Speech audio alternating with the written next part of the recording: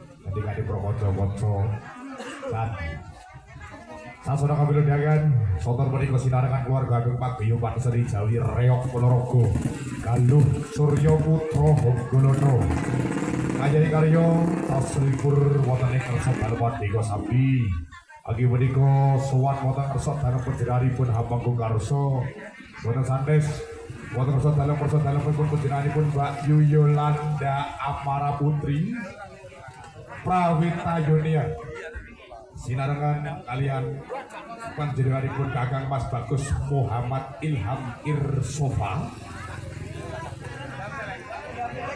dari Haryono boten sanès sampun kepareng tepi lagu Darmo mangun bebrayan inggal kebiring samudraning bebrayan mangun keluarga inggal ketua kasuhun mugi-mugi tempaten kekalih sageta manggih saginah bawadah tuwin warohmah amin Allahumma kami ludangan saudara menika kunjuk katur panjenengan para pamirsa kadang-kadang sutresna budaya kadang-kadang pilenggah kasumanggaken daya-daya rumaket nyaket wonten ing sasana budaya menika sinambi manunggal sarengan kadang-kadang pagelaran seni Jawi Reok Ponorogo Galuh Surya Putra Honggolono ingkang kepareng bijil sowan saking leledan Bulan Sukorejo Adipura Negara ingkang dipun pangarsani kalian panjenenganipun Romo Yai Supriyono Alhad ingkang tansah dados pangayoman dumateng kadang-kadang saking paraga Sriwan Sriwati Reok Ponorogo manut Bromo sowan wonten ing sasana kawiludangan dinten menika pun kita sakonco keluarga Ageng Paguyuban Seni Reok Ponorogo Galuh Surya Honggolono ingkang sampun kepareng manep Bromo Prapto tinimbalan saking kersa dalem panjenenganipun Kakang Mas Muhammad Ilham Irsofa dalam panjenenganipun Mbak Yuyolanda Amara Putri Prawita Yunia saking gelaring budaya Jawi Reok Ponorogo mugi dadi sarana donga anggenipun mangun bebrayan tansah panggiya atut runtut kados kakek-kakek duweni nenek ugi enggal-enggal pinaringan putra ingkang saleh lan salehah migunani tumraping nusa lan bangsa amin Allahumma asma kinarya japa dene seni Jawi kinarengan kadang-kadang saking keluarga Ageng Galuh Surya Putra Honggolono ingkang kasengguyung kalian prokadang seniman saking kita Ponorogo angrantu prapanipun prokadang-kadang jaking juru beksa saking kadang-kadang risang panjuget sekar jakilan Ganongan Patih Pujangganom ugi praptane Sang Prabu Singa Baruh ingkang samangke badhe kabiyak kagelar wonten ing Jalan Raya nika mila menika kedah kebak ing pangati-ati co nek yo ning lelakon Mas Jolodong gulung tabrak motor ya ora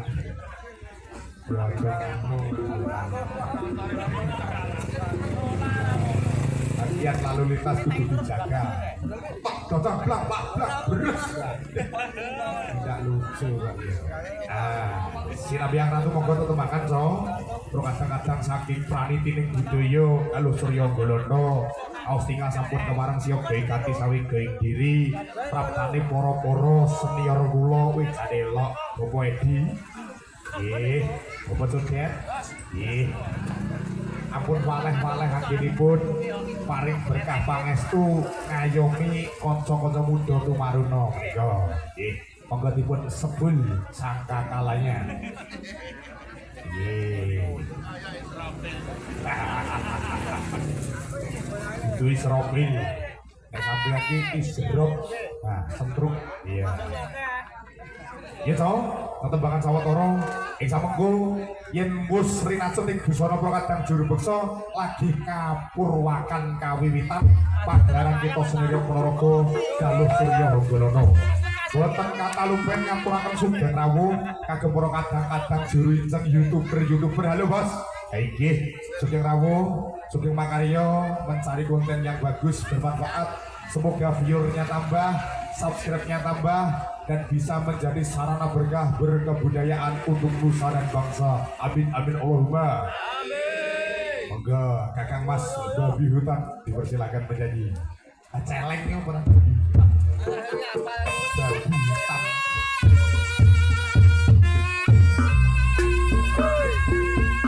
Ayo, amat baik so.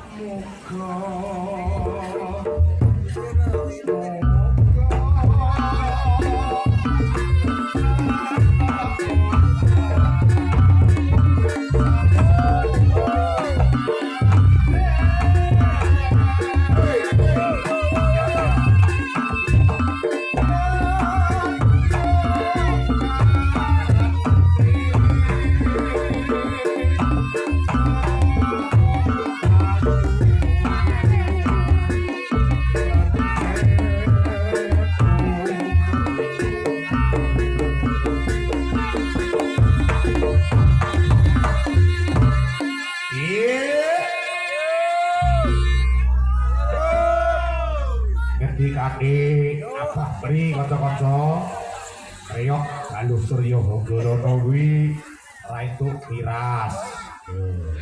Carane piye? Delik no.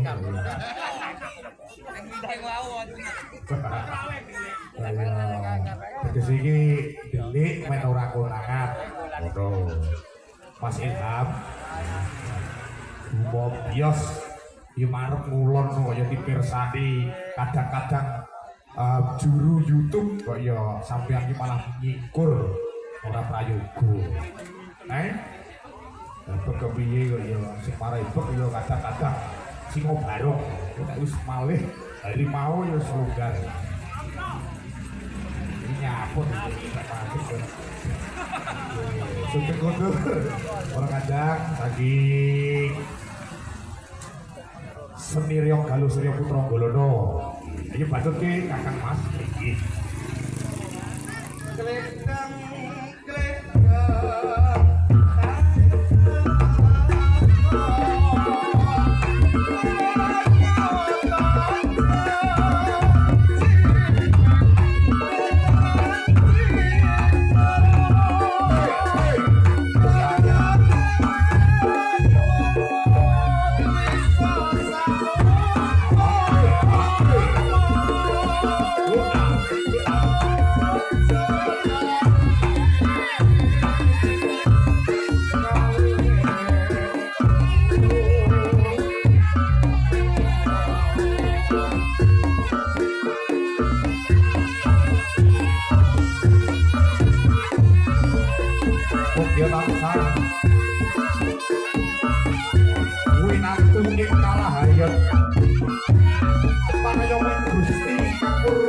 dumadi Pasangan jiwa kasamiro Dumateng pulau lan panjenengan sami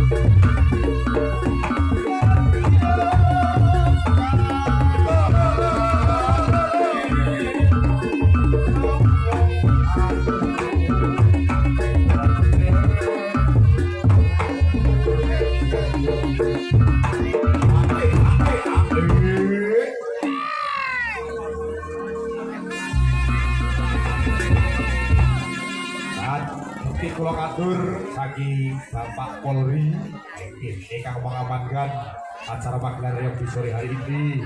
Hormat kami mohon izin dan pokoknya terima kasih atas pasang-guyungnya panjenengan juga jajarannya yang telah mengamankan acara kita di sore hari ini. Mumpung ada waktunya sekalian barangkali jika mau operasi zebra yang tidak memakai helm, yang tidak membawa STNK maupun SIM, monggo kami siap membantu untuk mengamankan dan juga menjual sepeda motornya. Oke, Mas Dun. Ya, racun kakak Mas.